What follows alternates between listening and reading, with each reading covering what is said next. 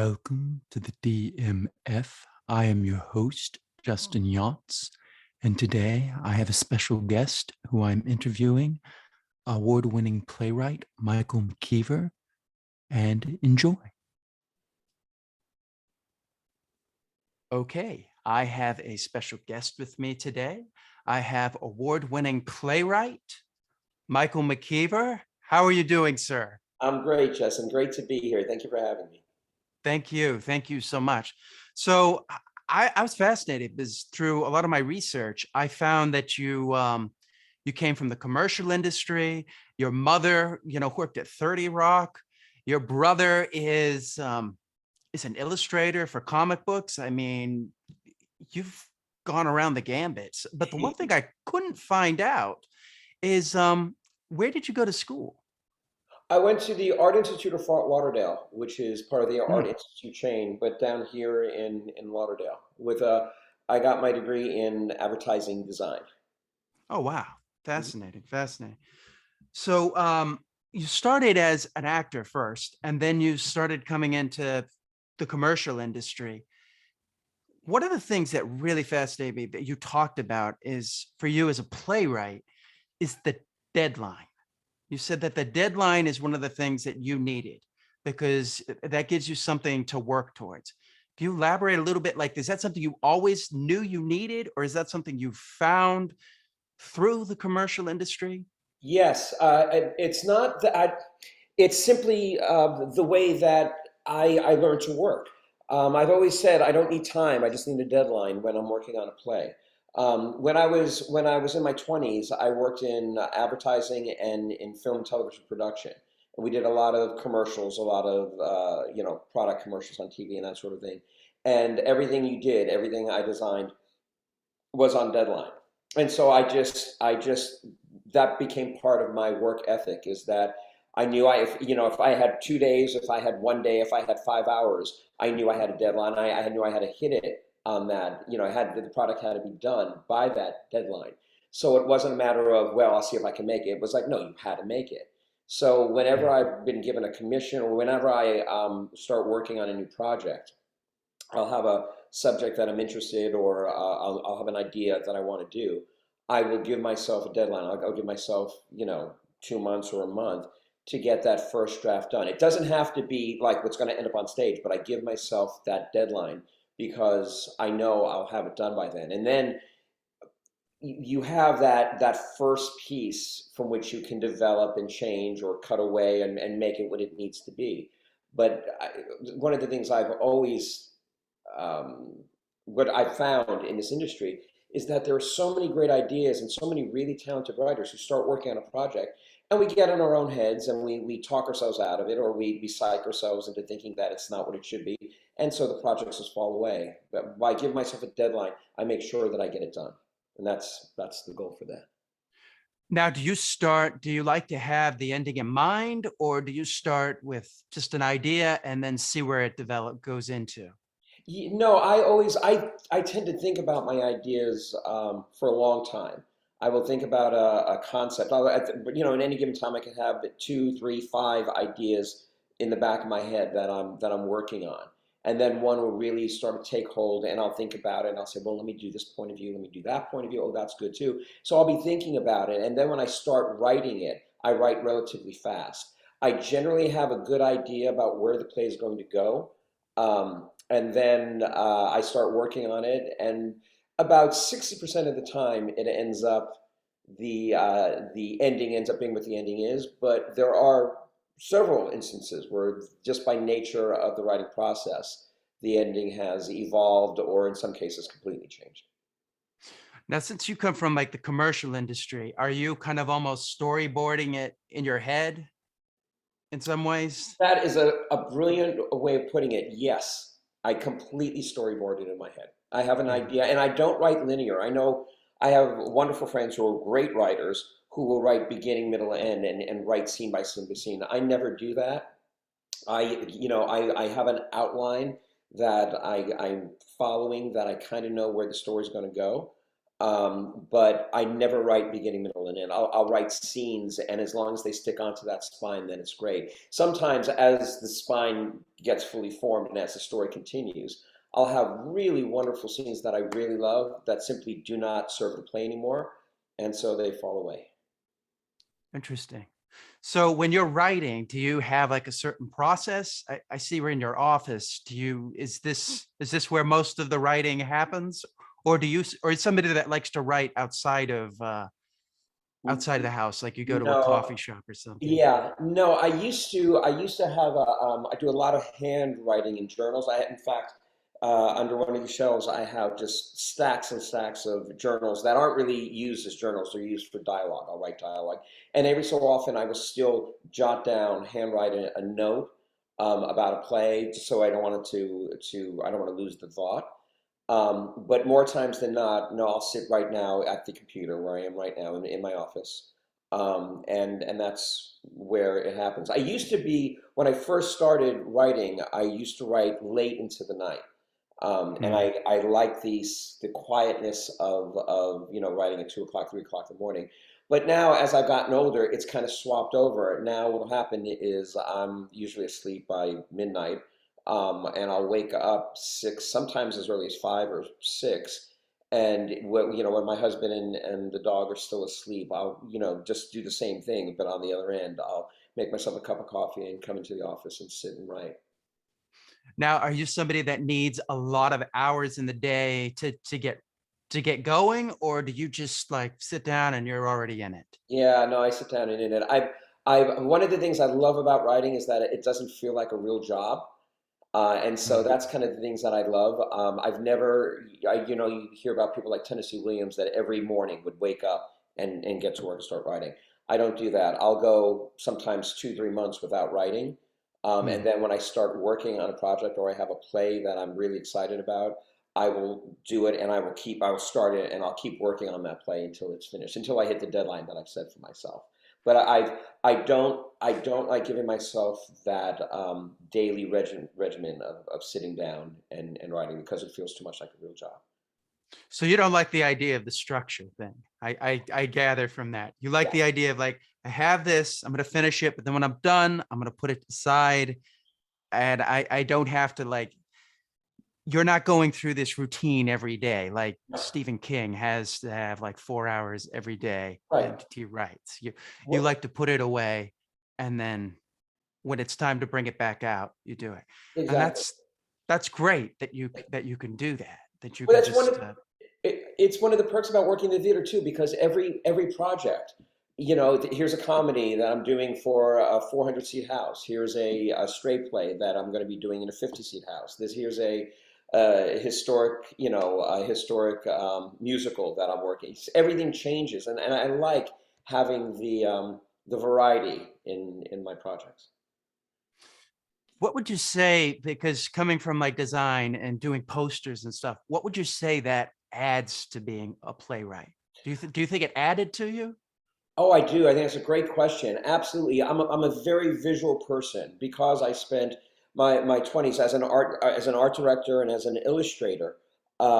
Now as a writer, whenever I start working on a project, one of the first things I like to explore is what the set's going to look like. What the images are going to be. And I Hmm. like I like that when I'm setting up scenes in the play as well. What happens, and is it going to be 8 people in this living room, or is it just going to be two? And what's going to happen in that moment? And I try to picture how it's going to lay out and how it's going to play. Mind you, when it actually goes into rehearsal and a director takes over, I let that vision fall away completely because I think it's important that you work with your actors and your director, and because theater is such a collaborative art form, that it's essential that you open yourself up to that. So I've never been a stickler for saying, well, you must follow these stage directions, or people must be sitting here. If a director wants to explore variations on how to lay out a scene, I'm always open to that. So you're not like married to the images that come in your head. You're No, just like, these are great for me writing, but it's going to change. You're not like, okay, that stove, it needs to be black. It's like you can like that's very rare, because a lot of people that are like visual artists like that and write from that, it's very hard to separate between the two. Do you think that comes from being in the commercial industry and having to, because in the commercial it's so fast that if something doesn't work, we got to just change it. We don't have time to wait. Yeah, I think more than that, I think that's extremely insightful and very valid. But even more than that, it comes with age. Because when I Mm. was younger, I'll never forget there was a play called The Garden of Hannah List, which was one of the first important plays that I wrote. And there was a reference to a purse that, she takes out a purse, it's green. She has a small green purse. And the props person said, we're having trouble finding the green purse. Does it have to be green? I said, oh yes, it has to be green because it represents money and this and blah blah. Now I'm like, no, whatever color you want to make it that make it easy on yourself. So I think that comes just from being around the block enough times and doing this enough times. There's certain things that need to be specific because it's essential in the storytelling. But more times than not, if it serves the play, then have at it. The rest of it, it just ends up being, I hate to say it, but ego. You Yeah. Well, there has to be ego, because I mean, you're putting your work out there. I mean, right, it's right. if you don't have an ego about it, in some ways, you would just be like, it would be changed a million times, Well, because you that's true have to, too. you Right. have to sit there and be like, okay, no, this is what I need, here. Oliver Stone always talks about that, where he would be in, no, and he said, it's my job to make sure that I still maintain the vision within all the chaos, because the chaos is just running through, and it's very easy to just be like, well, that's easy, we'll just put that there. And then you look at it, you're like, this isn't my movie. Absolutely right. Absolutely right.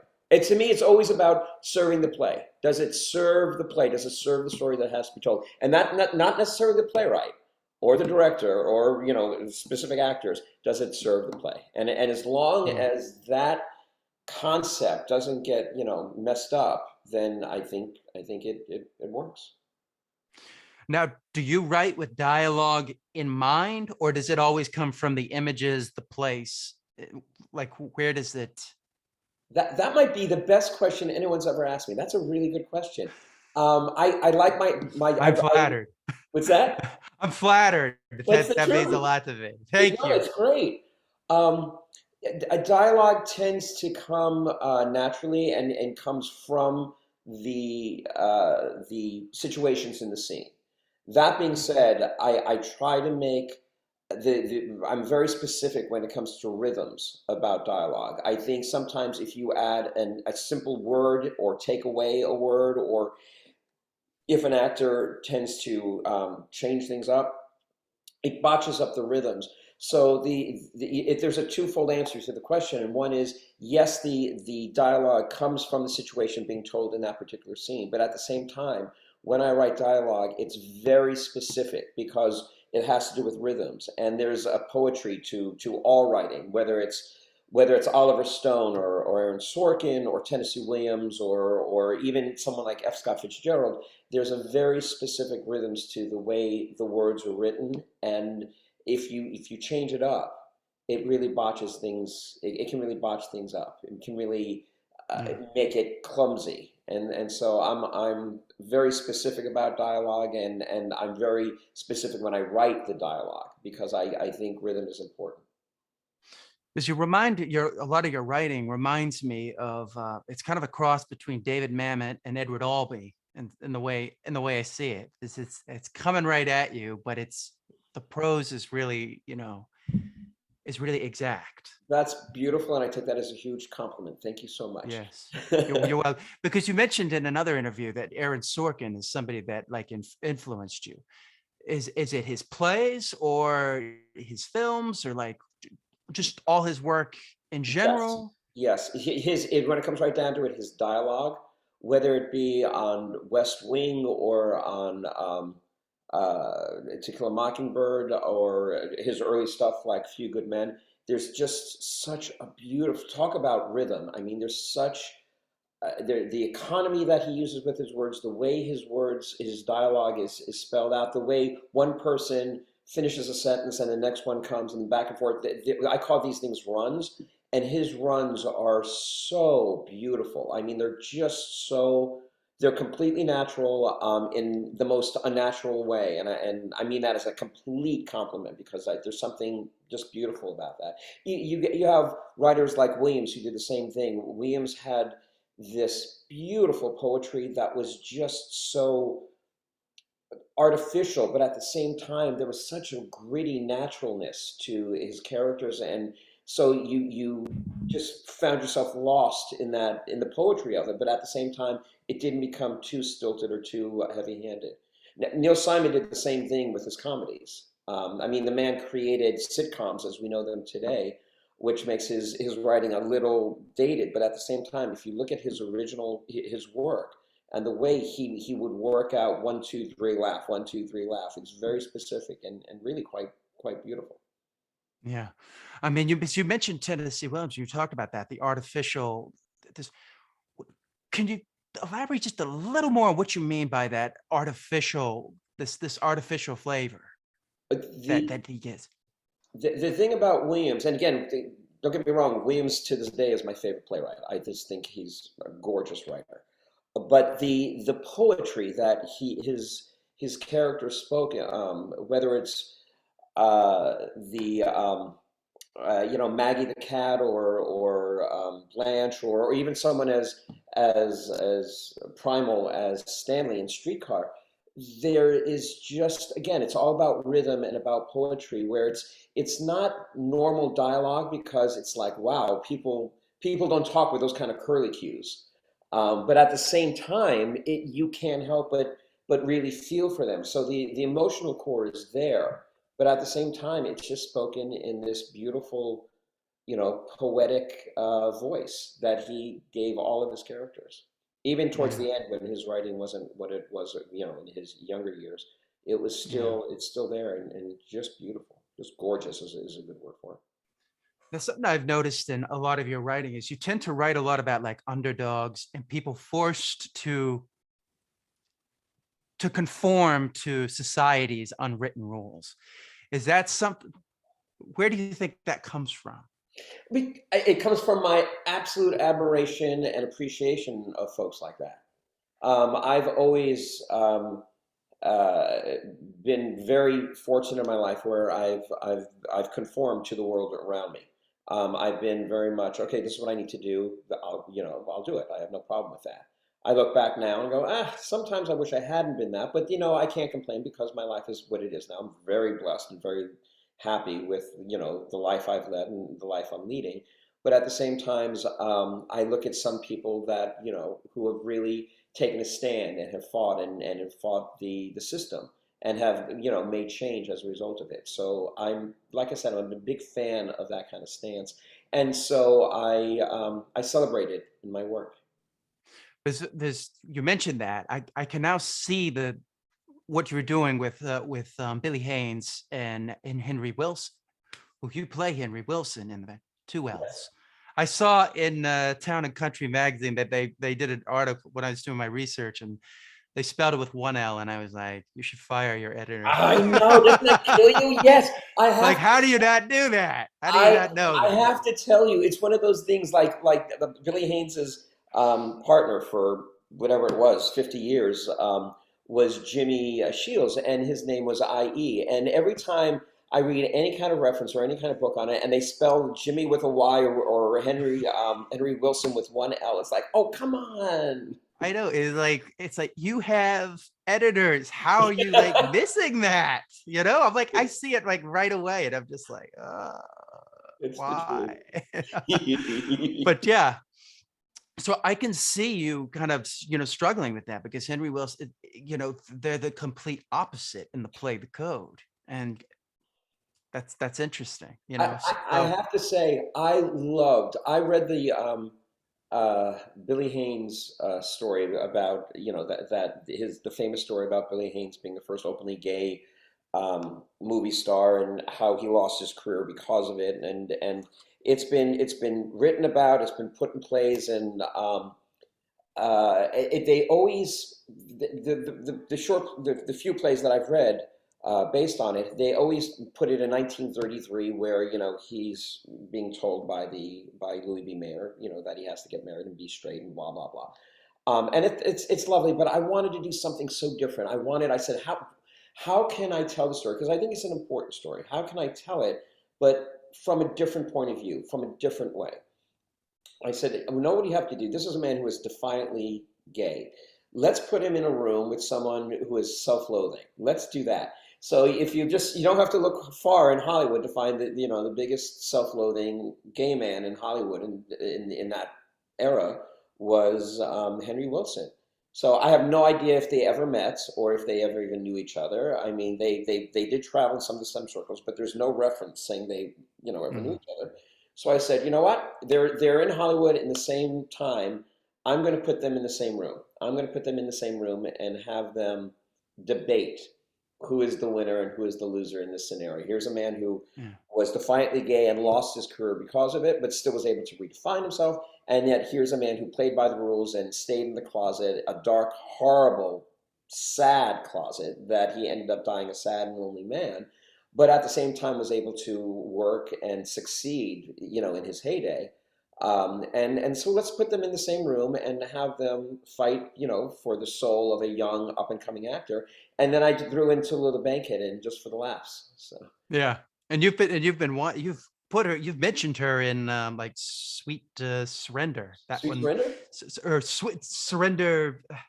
Yes, Sweet I can't Surrender remember. is another Yeah, 1940s play. That's a farce. Yeah. because I read I read your other that play. I read what I could of it. They say at the end, it's like, okay, now you've we can't give you the electronic version. I was like, You should just call me. I will send you anything you want. I It's know. on Playwright now. You can read all of this. And you gave me so many of them. I was like, I thought that was a tall order. I don't want to be like, can you Not send me at all. 37 Whatever you plays? want, my friend. Your choice. Whatever you want. So I noticed that she was mentioned in that play. So I was like, okay, he must have wanted to put her in a play for a I long time. I did. I have to tell you, I'm a huge fan of Hollywood and the movies and old Hollywood especially. I love that era. I love the glamour and decadence of it. I love everything about it. That whole old world, movie star feel. I Yeah. have to send you. I promise you I will. There's a play that I wrote to this day is my favorite play. It's called Clark Gable Slept Here. Um, I did want to read that. I did. I'm gonna send it Give it to again. All right, send that to me. you. Because I've seen that you have a very fascination with the older starlet Yes. and this and like the aftermath. Like you said, they've talked about Billy Haynes and other plays, but they haven't talked about it in the aftermath of how did he deal with this later Right. on in life, Yep. knowing that he was destined to be the star and he gave it up for love. It's Yep. like love or money, type of deal.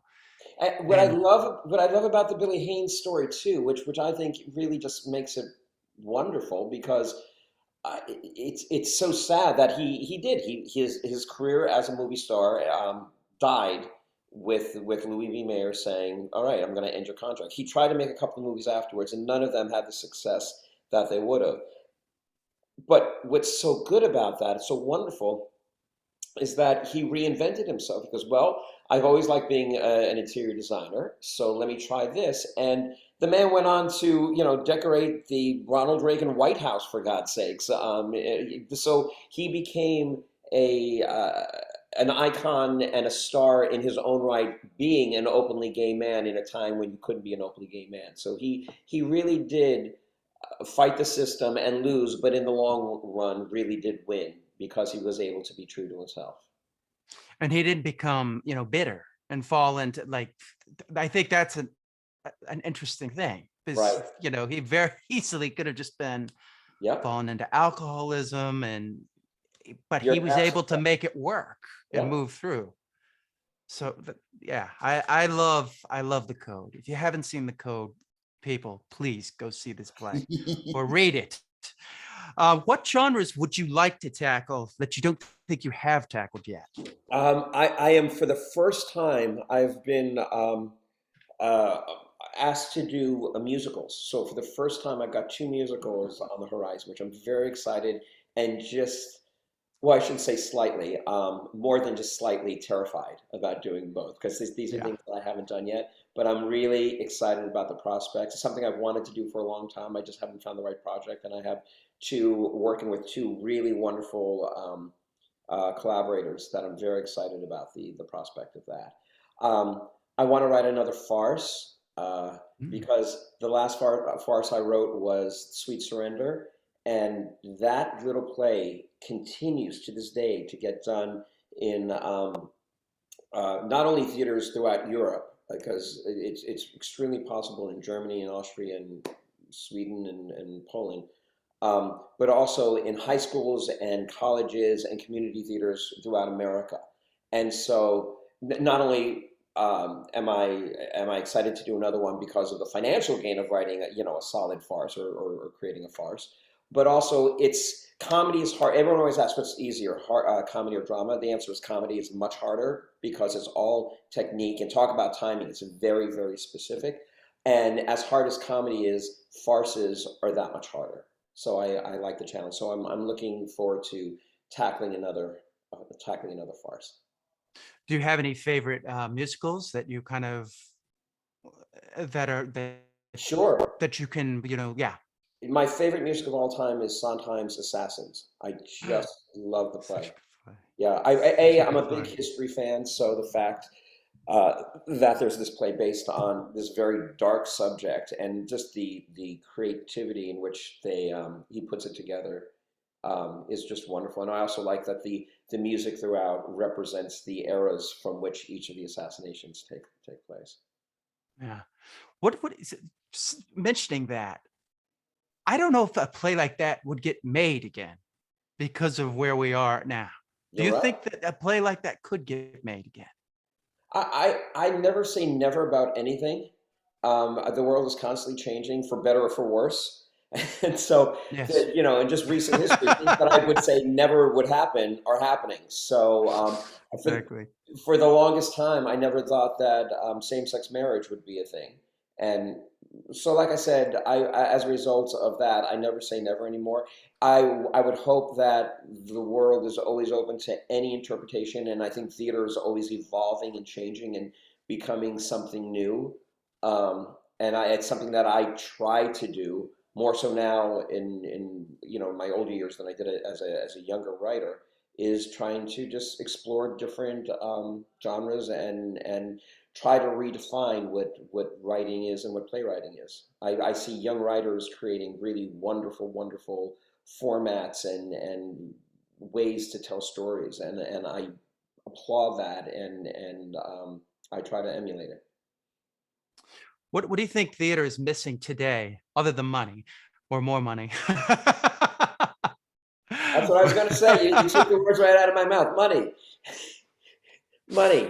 It's that simple. I mean, because there's so many great, really wonderful theater companies throughout the regions that I've worked with, and back in the day, um, and I'm talking back in the '90s and late '80s. There, off Broadway was where you found all the great stuff. All this really, Sam Shepard. I yeah, mean, yeah. where are those plays that Well, are like, what is this? it's the truth, and I don't want to, I'm not bashing Hollywood or not Hollywood, Broadway or anything like that. But Broadway right now, because it's become so commercial, it's Yeah.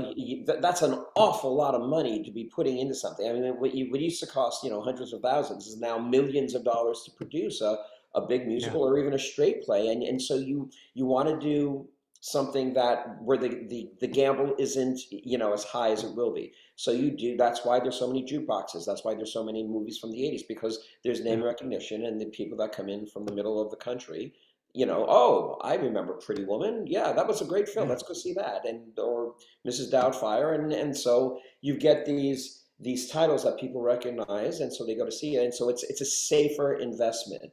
But back in the day, Yeah. people were, and the thing was off Broadway back then, you could put theater up in a storefront and it didn't cost that much because the rents weren't that bad. Now, good Lord, nothing is affordable. And so the off Broadway is, it's this big, it's so tiny. The whole off Broadway world is just so much smaller than it used to be. Do you think, because a lot of your plays have gone into other countries, you've mentioned Germany. I'm studying German, so so Nice. I was fascinated when I heard that. I was like, as soon as you said that somebody in another country, I was like, oh, I bet it's Germany. And as soon as you said Germany, I was like, yeah, that's. But the thing that those countries have is they have a lot more funding that just goes straight to the arts, so that you can take those risks. Absolutely. Whereas here, you mentioned it, it has to almost be risk proof, Yeah. because you can't really, even if you have a lower budget, it's still such a high overhead that it's like, we don't sell enough tickets in this first week, it's gone. You're absolutely 100% right. I mean, that's why, and thank God for, county funding and state funding, you find it, but it's so, there's so little of it. I mean, in Florida, I've watched the state funding get chopped and get chopped again. And, and the arts departments of the county, the Dade County in Miami, where I get fund, my theater company gets funding. They're amazing. They're remarkable in the amount and the support that they give it. But the state funding, they're always struggling. So and every day it gets a little bit better, and then you take two steps back, and so you're hopeful. But that's what it really comes down to, because you want new work to be supported. And like I said, it used to be off Broadway, but now where you're finding most of the new work, the new exciting work that's kind of making its way to Broadway is in the regions. Yeah, It's because that's where you're finding the new work, because off Broadway simply can't afford it anymore.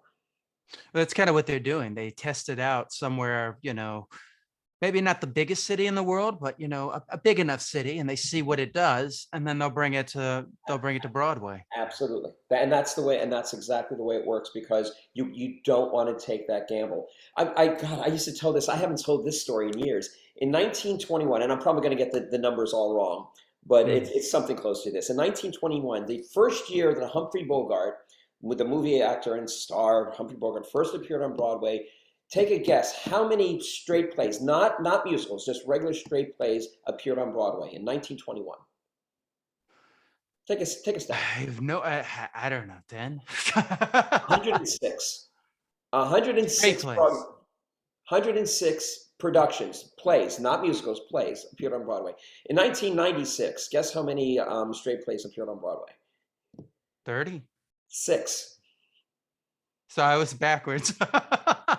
But it just goes to show, I mean, back Yeah. in the 20s and 30s, well, of course, there was no TV, and film was just in its infancy, but they put a show on Broadway. If it didn't do well, no problem. They took it away. 2 weeks later, there was another show in that theater.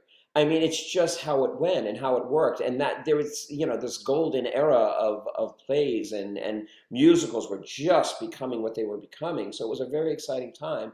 But again, it putting up, over the years, over the decades, these 100 years, it's just gotten very expensive. Putting up theaters become a very expensive thing.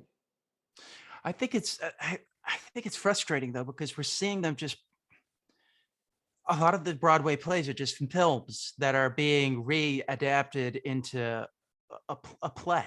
Yeah. And it's like, it's not much, there's nothing new about it. They weren't meant to be plays. And you're trying to take the source material and like, we'll put it into here and throw it in there. It's like, I don't think it works. It's what we're talking about. It's exactly what you're saying about, we're talking about millions of dollars, and you want to make it the safest gamble as possible. You want it to be a safe investment.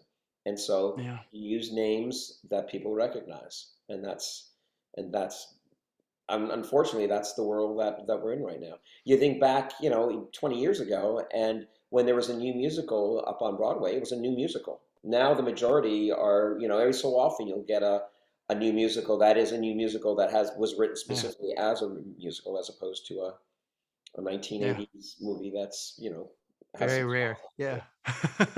Yeah. We added 2 new songs. Oh, wow.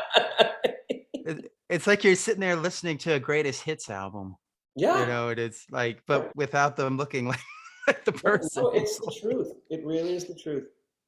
I Wow. mean, I'm waiting for them to do, I'm sure they're gonna do Prince, the Any day Prince now. play. I'm surprised they have it, somebody's probably listening, it's like, oh. what a good idea.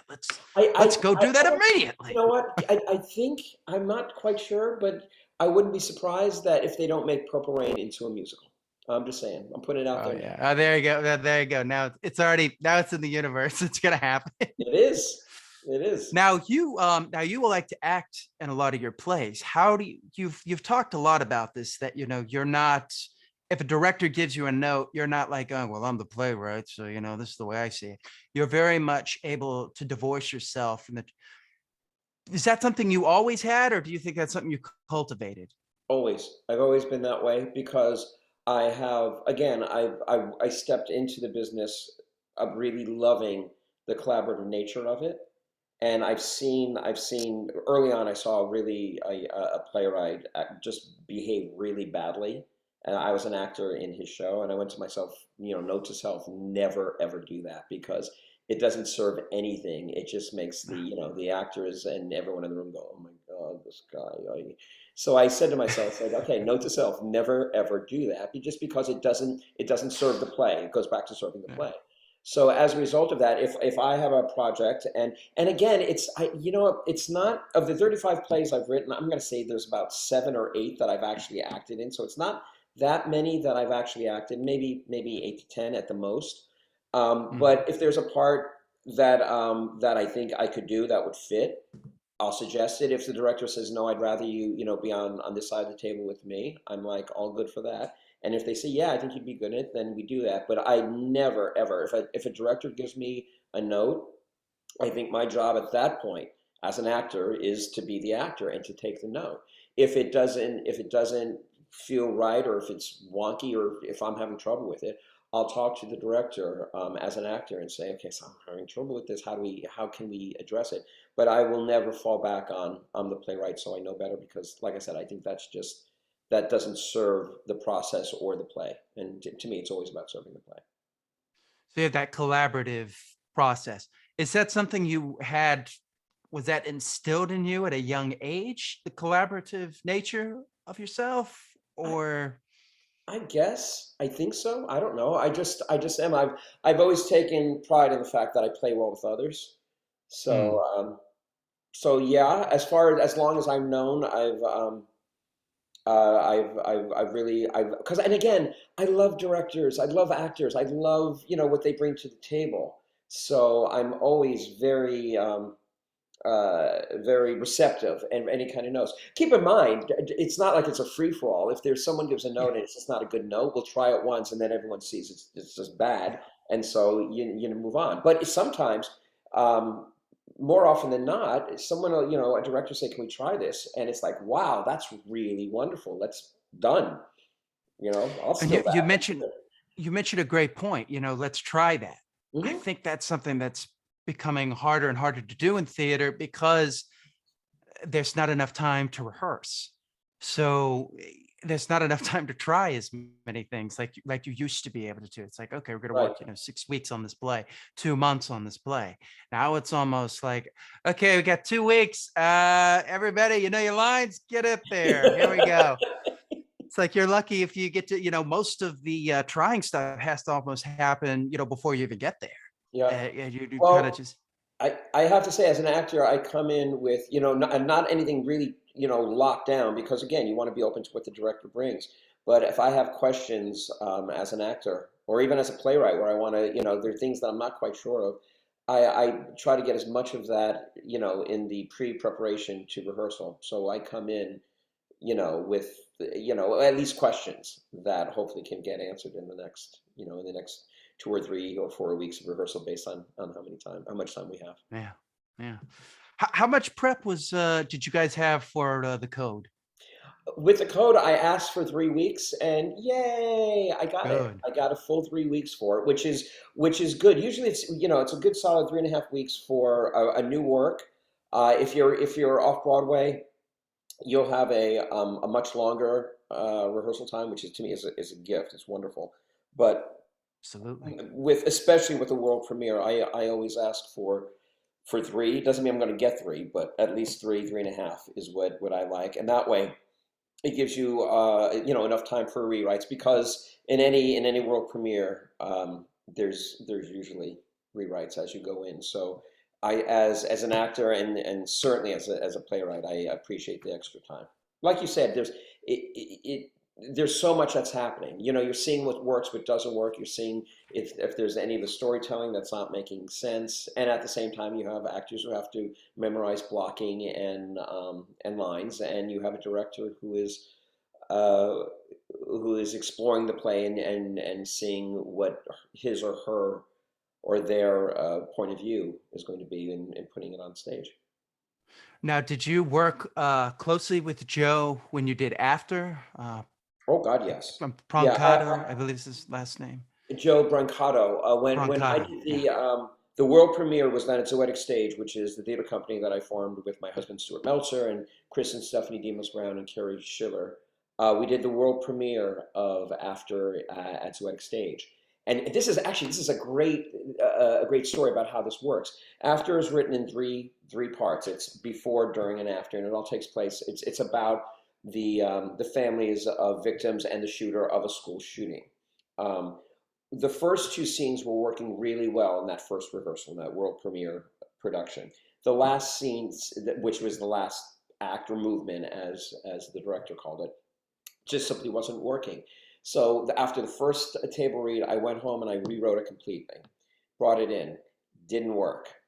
No problem. I went home that night, and and again, we're just doing a lot of work when you're doing with a world premiere. You're really doing a lot of table work where you're exploring the characters, the circumstances, the past circumstances. You're learning a lot about the play that even the playwright may or may not realize. In this case, with me, I'm always learning things at the first rehearsal. I really am. And then I brought it back a third time, that final scene, and it still wasn't working. And so at that point, we were going to start blocking it, and the director said, "Well, do you want to use this?" And I said, "No, I think I have it now." So then that last time I brought it in, it was right. It was exactly right. But I rewrote that scene three times before it needed to be. But again, it was because I had a great director and a really great cast that really had invested themselves into the story, and it was about what is going to make this play the best play it can be. So I did a lot of work on that, and it played off beautifully. When the play moved to New York for the off Broadway production, Joe Brancato, the director, who I also love, asked about making one of the characters, instead of being a friend, what if it became a sister? And I Mm. went, that's a really interesting concept. And so I brought it there. And again, worked it and it developed and it worked out really well to make that character. It really helped the play, again, serving the play, to redefine that character. So again, that's part of the fun. And again, I like rewrites because I just do. When I was younger, it was like, no, this play's perfect as it is, no rewrites. Now you do it enough times and you start realizing how important they are. And so now I've really learned to embrace them and really enjoy working on them. Yeah. Do you find though there comes a point where you just have to go, because you can also get into the trap of, oh, I just get it's not done yet. Let me just keep rewriting. Absolutely. No, it really does. I always say it's like plastic surgery. I know eventually the nose, you just have to stop working on the nose because there's going to be no nose left. So to me, it's like doing too much plastic surgery. It's that simple. It's like eventually you have to say it's done. Let's freeze it. Usually when a play gets published, it's like, okay, no, it's published. It's done. All right. So, Yeah.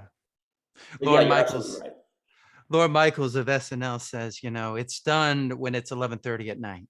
You don't have any more time. That's when it's done. Exactly. Exactly. So you're an avid reader. What are you reading right now? Right now, I'm reading listen to me, a novel called, not a novel, a memoir called Capote's Woman. I can't remember Oh, the author's name, but I'm loving it. I am just loving it. It's on my nightstand. Stuart bought it for me. He said, because he knows how much I love history and again, that era and the glamour of that situation. And so it's about Truman Capote and his swans and how he betrayed them and how they completely cut him off. It's a really great story. And mm, I'm just loving, getting lost in that world. interesting. Interesting. Yeah, Truman Capote is he's a fascinating character. Amazing. There's 1,000 great stories in his Yeah, story. he's great. We're talking about somebody who can interview. He's a fascinating person. Well, His that's recall. yeah. I was going to say the thing about Capote, and to his maybe it's a bad thing, but he became such a great celebrity that he, stopped writing. You know, Yeah, he you was look at at 50, the 54 club, the Club 54, whatever the hell it's called, oh, yeah, Studio 54. Yes, Studio 54. you're Yeah. too young to know Studio 54. I read a lot. I mean, so I'm an avid reader and watcher of things. So when at Lee Strasberg Theater and Film Institute, they gave me the character of doing Capote. So I did all this research on everything, and I watched him at the Friars Club and everything, and watched Rich Little make fun of him and be like, so I'm quite familiar with him. I There mean, you go. it's There's sad. somewhere there's a play. There's a play for him. I don't know where it is, but that again, that's see, there's somewhere in Yeah. the back of my mind. It's like, well, you could take this point of view, that point of view, but you at least myself. I always want to approach a subject in a way that hasn't been done before. And that's the best way to look at it, because that's why I love the code. I mean, here you're taking Billy Haynes and you're putting him in, we're looking at him after he's had to live with the idea of not being a movie star. And then you have this other character coming in who is him, who's going through the same dilemma, and Right, he's trying right. to show him what Yep. it is. And then you got Tallulah there, who's kind of, she really cares for Billy Haynes, but she's kind of got her own mess, everything there. But you see how she's, when it gets serious, she shuts up. If she didn't care anything about him, she would have, just Well, it's yeah. one of the things, one of the happy accidents, and again, you find this stuff out as you do the research, was the whole point of putting the play in 1950 was Tallulah had auditioned for the role of the mother Glass of the Menagerie. Glass Menagerie. Yeah. And she was by far, everyone agreed. I mean, it's in the interviews, it's in all the research that her audition was astounding. She was like perfect for it. And yet, at that point, her Tallulahess, the fact that she was so famous and so wildly unpredictable that the Yeah. studio was too afraid to use her. And so they went with, an actress who was well respected and a really lovely actress who was god awful in the film. I mean, the film was Yeah. almost unwatchable because Gertrude Lawrence, who's again a wonderful, smart actress, is just so Yeah. terribly miscast in this thing. Yeah. And again, and so Tallulah is experiencing the same thing that Billy Yeah. Haynes is experiencing. She, because of being what she was, they kind of, canceled her. Yeah. Yeah. And that's what they would do back then. They would just I mean, look at Orson Welles. I mean, toward the Prime end there. example. Here he gave us Citizen Kane, but because he upset William Randolph Hearst, he was pretty much, never heard from again, Yeah. to the level But that he was, but he wasn't. He never got control over his films like he did right. have there. You look at Magnificent Ambersons, which the original, which is still a gorgeous film, but at the same time, and then it's this weird little happy ending with this big bow wrapped on the end of it, and Yeah. everyone's happy, and it's like, what? Well, I went and saw it in New York, and there was a biographer that came in and talked about a lot of the things that were taken out. There was a lot of talk about the gas companies and the industrial age taking over. They wanted that all out of the movie. The last scene is supposed to be the car going down, and you're seeing the smokestacks building up in the background, referencing where we were going. Yeah, They yeah, didn't want that in there. They wanted that completely out. And he was filming a movie, right. somewhere, and they just threw it out. Yep. Yeah, the fact that he came back from Europe, I think I don't know exactly where, but he came back and wait, what? And there's this happy ending tagged onto his, it's like, wait a minute. Yeah. It's just, I mean, that's the way they would do things back then. It was just like, you would look how long it took to get the one where he played Falstaff in there, Chimes at Oh, Midnight. right, right. Took so long to get that movie just released in this country. It was I love so, that it you was know all this. This is owned on. wonderful. The fact that you have you've got all this wonderful trivia. It's great. It's wonderful. I did in New York. They did all of Orson Welles' films, and I made it a point to go down there every single day and see it. It about Nice. killed me, but I was like, I need to see these films. I'm like, how am I'm never gonna have a chance to do this ever again. And I was like, just go do it. It's a lot of money, but it was like, but it was so much fun to see all of his films. 3 cuts of Macbeth, Wow. Citizen Kane, Third Man, Tomorrow is Forever, a film that I don't think enough people know about. Oh, I've never seen it. Wow. Oh, it's so good. You saw the whole canon. You saw every I one. saw all of his films. It was so great. Such a great film. So you also talked about how history fascinates you, and you find a lot of what historical character do you think people don't know enough about that the public would be fascinated to hear about? Wow. That's a great question. I don't, I've always, I wrote a comedy, a black comedy a while back on Rasputin. And Mm. that is, the fall of Tsarist Russia has always fascinated me. The Titanic and that story. Again, Gilded America, Gilded Age America I've always just been absolutely fascinated by the that era and the grace and the at the same time the underbelly of that whole period, not only in America but in the world. So so that period has always really interested me and really fascinated me. There's a number of different um, periods that I still would like to explore, but I don't have any specific people or real life. I'm gonna shoot just here. I'm just gonna throw some names. What about FDR? Love FDR. Again, perfect example. This is a man who not only is Fought the banks at a time where like no one went against the banks. It would be like you but can't imagine a politician today going against. look at what he did as a result of it. I He mean, saved the banks. he saved the country. The whole concept of that fascinates me because the country was where it was, and here's a man who is dealing with this serious medical condition.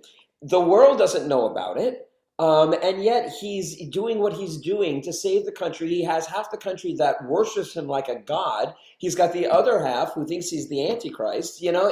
It's a fascinating story. Yeah, that's a really He would be a fascinating because I don't think enough of the public realize what he did, yeah. because I think that his history is they don't want people to realize what I mean, he's the reason we have Medicare and things that, Yeah. they would love to, cut up today. But, he was the one that did that. And it shows that even when the odds were against him, if you fight for something, you can get it through. You just got to do Absolutely. it. Absolutely. It's so funny growing up too. It never ever occurred to me that FDR, that any of the presidents had any kind of handicap or anything like that. That FDR was in a wheelchair. It's because again they kept all of that information just hidden because that's how the world ran back then. That, like you said, that he's a really interesting character. I always like the public persona and the stuff that's behind. I'm fascinated by that kind of stuff. Yeah. What books would you recommend? Any favorite books? Oh God, yes. My favorite novel ever written is F. Scott Fitzgerald, The Beautiful and Damned, which is everyone talks about Great Gatsby, which is probably his best book because it's just so beautifully written. Beautiful and Damned is much more dense. It's about a married couple, a very wealthy man named Anthony Patch, who's got the world at his fingertips because he comes from such family, and all he has to do is wait for his grandfather to die to get the money, and so he just keeps waiting and waiting, and it shows it says a lot about hubris and about just that expectation. There's something very American about it. And again, the rhythm of the writing and the poetry in his writing in that is just beautiful. So Beautiful and Damned is my favorite novel ever written. And there's also The Devil in the White City, which is a nonfiction book about the creation of I think it's the 1894 World's Fair in Chicago. And at the same time, the World's Fair is being built. America's first real serial killer is has created a hotel, CC Holmes or H Holmes. I don't remember what his name is. Holmes is his name though, and he's created a hotel called the Castle where he's killing people. And so it's this dark black story on one side and this white, literal white story because they ran out of time to build a white. It got so backed up in creating the World's Fair that instead of painting everything the colors it was supposed to, they just painted everything white, which made it, the World Fair was just glowing. It was this beautiful heaven-like thing. And each chapter jumps back and forth, one to the serial killer, one to the World's Fair, one to the serial killer, one to the World. And it's just beautiful storytelling. It's such a great book. I've read it twice now, and it's one of those books that I'll go back to, every couple of years I'll go back and read it again. I just love it. I think Larson is the writer's name. Interesting. Interesting. All right. This has been great. Do you have a beginning of the day routine? This is something I ask everyone. Oh, sure. I wake up in the morning, usually anywhere between 7:30 or 8 o'clock, somewhere in there. The dog jumps out of bed with me. We have a little Boston Terrier named China, and me and China will go. She'll get a breakfast cookie, we call it, and I'll make my coffee, and then she'll go out and do her business, and then go right back to bed with my husband, and she goes back to sleep, and then I'll sit out on the patio because we live in, South Florida, and the weather is beautiful.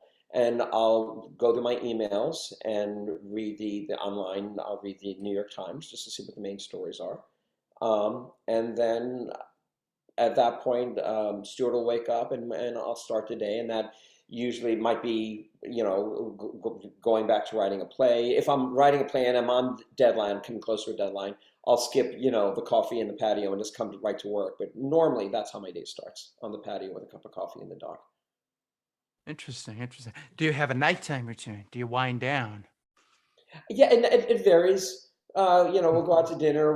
Maybe we'll meet friends for dinner. Maybe we'll watch. We have a few guilty pleasures.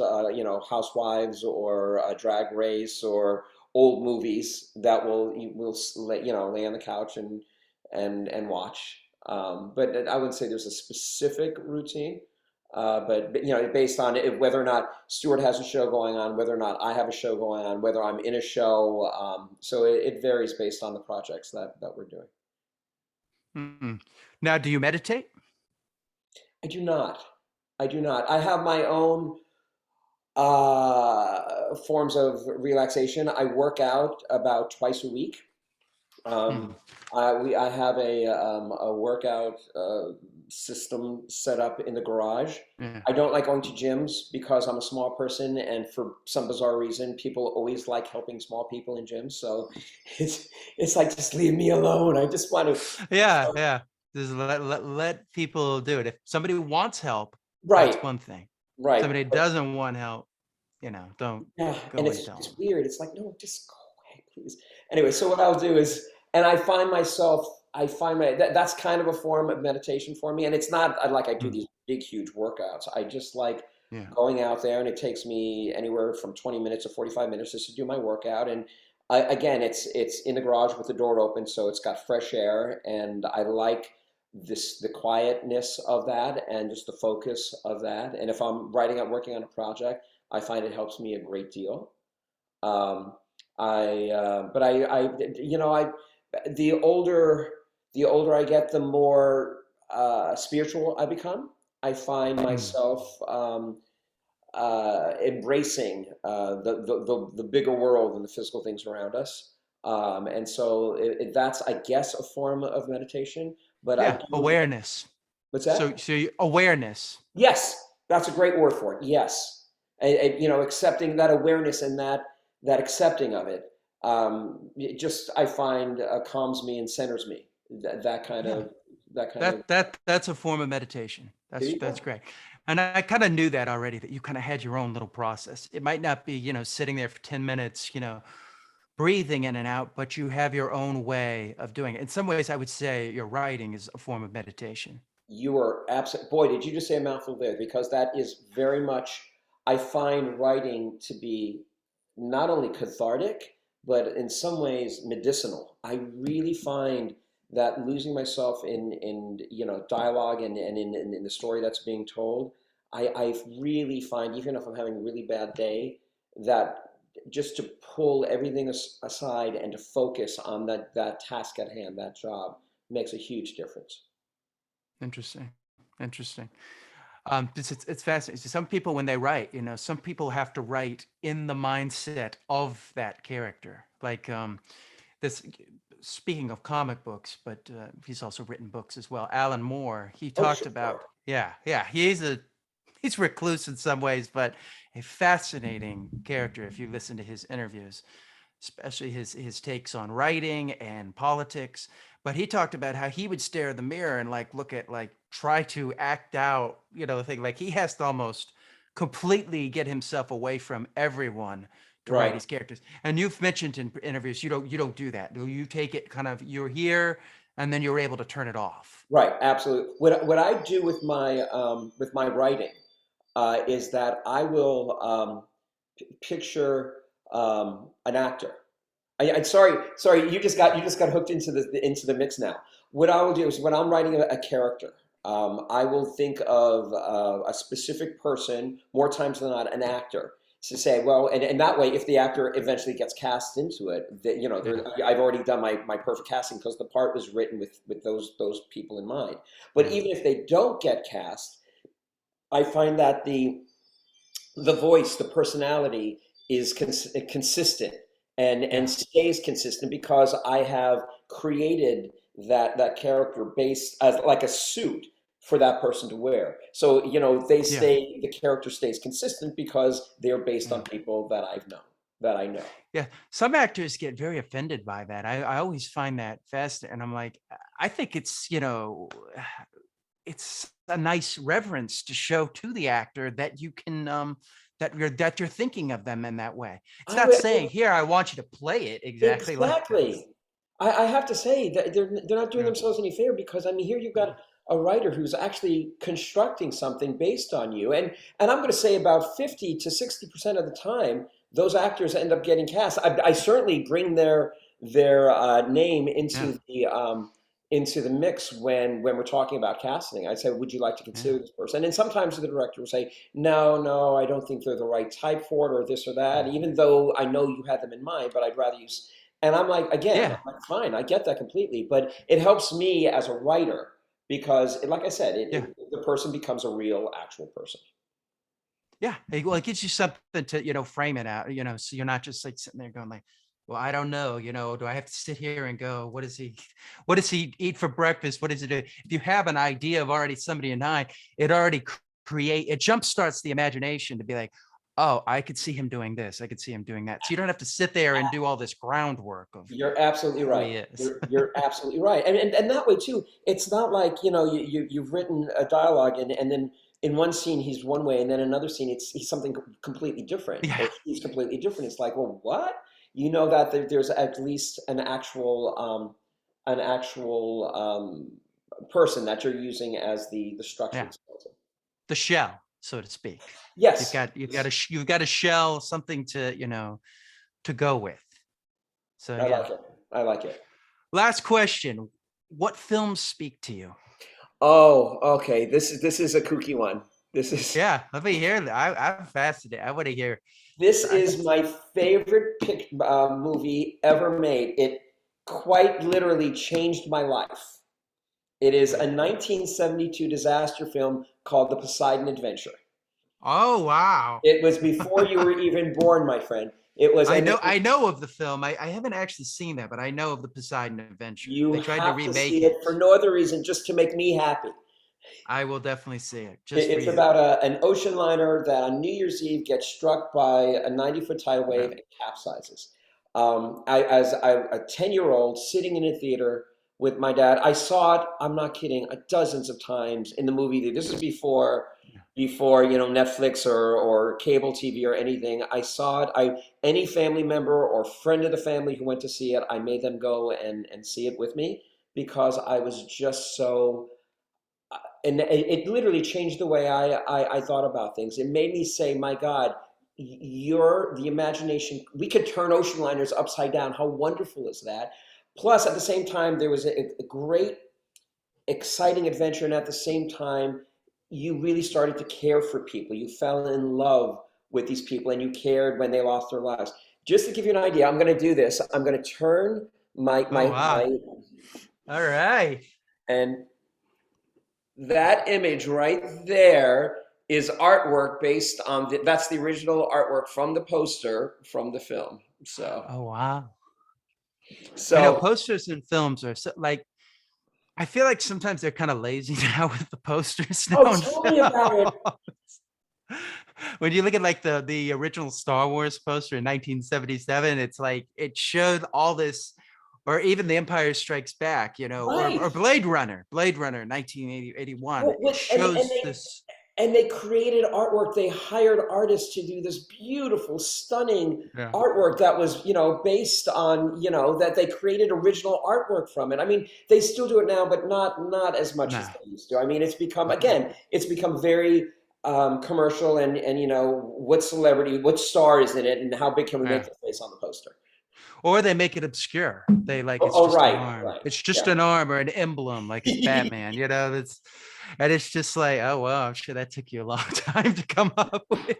Seriously, that's what you came up with, really? A Exactly. $400 million film, and this is what we have for the image? Yeah, yeah. Yeah. Yeah, like for Superman, they just have the S. It's like, oh wow. Oh, how'd you do that? It's just like, yeah, they've gotten really lazy with that. It's like back in the day, that's kind of how you sold movies, was Of based on the course, box art. of course. There no, I it's got just, lost as a 10-year-old. I saw the poster long before the movie, and I got lost in the poster. I got a press packet on it, and again, I would just look at all the images, all the details on that, and I just got lost in it, and it made me obsessed with the movie before I even saw the movie. But again, yeah. that's how they did it back in the 70s. You had these again, artists create original artwork for the film. It was really, and I guess they Yeah. still do it now, just not as much as Not I as like, much. that's for sure. Not as much. And it's not, you could tell it's uncreative people telling them, this is what we want. Okay, great. A coffee mug. But yeah, thank you so much for doing this. This was great. This was a blast. This wasn't so much an interview as it was just sitting around, having coffee and chatting with a friend. I really enjoyed it, kiddo. Thank you. That's what it's supposed to be. That's what it's supposed to be like. So the code, this is the last weekend for the code. If you are in South Florida, Fort Lauderdale area, Wilton Manor specifically, go out and see this play. It is playing Thursday, Friday, Saturday, and then Sunday's the Sunday last one. at the Foundry Theater in Wilton Manors, Ronnie Larson Presents, or RonnieLarson.com is where you get tickets. Although at this point it's sold out. However, as tickets get released or open up, they're selling out almost immediately. So you got a good sporting chance. Absolutely. So how else can people find you? Oh boy, I have a website that I'm working on still. I mean, it's got my older plays on it. If not, you can find me on Facebook, and I'm constantly promoting the newer shows. I've got The Code ends this weekend. In June of this year, we have Mr. Parker opens up at Theater One on Theater Row off Broadway in New York. Again, it's called Mr. Parker, and then in January, I have another world premiere opening down in Miami. So everything's good. Wow. Well, thank you so much, Michael. And thank you. Thank you, Justin, so much.